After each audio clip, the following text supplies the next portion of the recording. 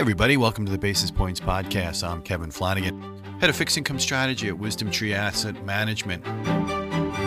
Will the next Fed chair lurk in the shadows? Dark Shadows. Remember that movie? Actually, it was like a mini soap opera back in the day. But anyway, on top of all the geopolitical headlines the money and bond markets have had to contend with of late, there's been another news story which has recently garnered its own fair share of headlines: a new Fed chair. And this development comes around every 4 years. But in the current instance, the process of choosing a new Fed leader is capturing far more attention, to say the least.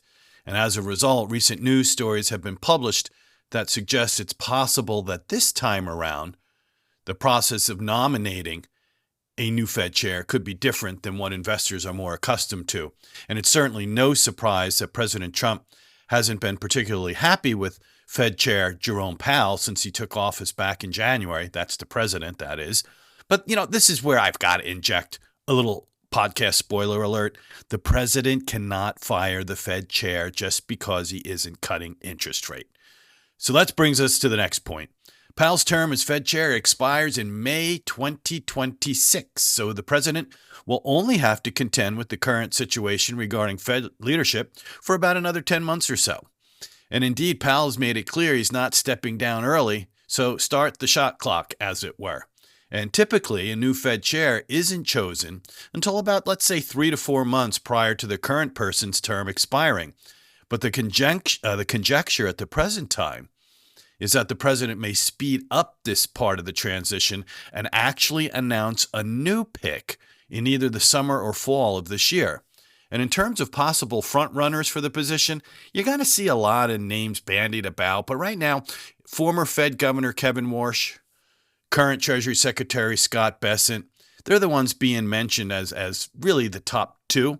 But don't forget current Fed Governors Waller and Bowman. And interestingly, both of these Fed officials recently stated they could potentially support a rate cut as soon as the July FOMC meeting. Remember, all the markets are thinking maybe September, okay? So that would be earlier. Now, who do you think that would have liked that type of messaging? And was this some kind of political posturing for the chair position? Or is it just typical forward guidance from these two Fed governors? One other interesting coincidence: Waller and Bowman were both nominated by President Trump during his first term. Okay, enough of this conspiracy chatter. Back to the possibility that a new chair could be announced much sooner than it was typically the case. And the reason behind this conjecture is that the new Fed leader would then be serving as sort of a shadow Fed chairman until he or she would officially assume the role. And as a result, the announced Fed chair could then undermine Powell over the next 10 months or so and essentially influence bond market expectations for what future monetary policy will eventually hold, also known as rate cuts. Would any of these candidates named here actually do such a thing? This is where I tap the brakes on the whole concept of a shadow Fed chairman. It's one thing to say something when you're not in that official position as the most powerful central banker on the globe, and it's another when you sit in the chair, no pun intended, and realize the enormous responsibility that comes with this job from both a monetary policy and financial markets perspective.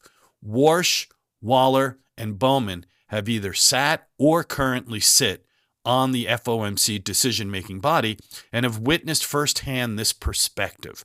Secretary Bessent, he's already walked back some of his prior thoughts before becoming Treasury Secretary and proved to be a voice of reason after the financial markets reaction to the Liberation Day announcement.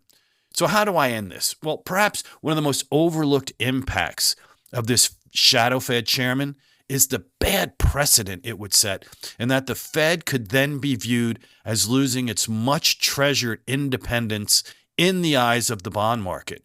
And this notion of policy independence, don't be mistaken, is not taken lightly by bond investors. And any breach of this concept could have unintended harmful effects on interest rates, the exact opposite of what the shadow plan was supposed to achieve. I'm going to end it there. Hope everybody has a great rest of the week. Happy July 4th. Enjoy and be well.